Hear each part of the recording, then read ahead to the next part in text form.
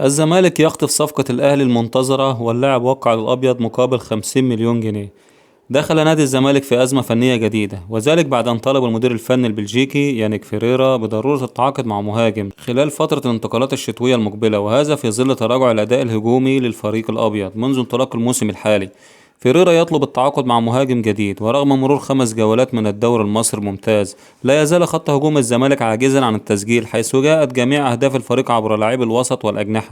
وهو ما دفع فيريرا إلى التحذير من استمرار هذه الأزمة، خاصة مع اقتراب المواجهات الكبرى التي تحتاج إلى مهاجم حاسم داخل منطقة الجزاء. وأشارت التقارير بأن المدرب البلجيكي يرى بأن هناك أزمة واضحة في خط الهجوم، حيث شارك عدي الدباغ في 4 مباريات دون تسجيل أو صناعة أهداف، في حين خاض ناصر منسي 5 مباريات بلا أي مساهمة هجومية.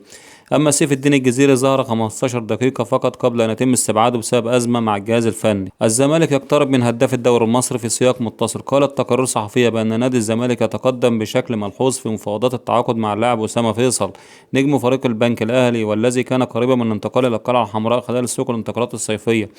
وأوضحت مصادر مسؤولة في الزمالك بأن جون أودوارد يؤكد المفاوضات بنفسه، ومن المتوقع أن يتم حسم هذه الصفقة مقابل 50 مليون جنيه خلال سوق الانتقالات الشتوية، وربما ينخفض السعر في حال دخول أي لاعب من الزمالك ضمن هذه الصفقة.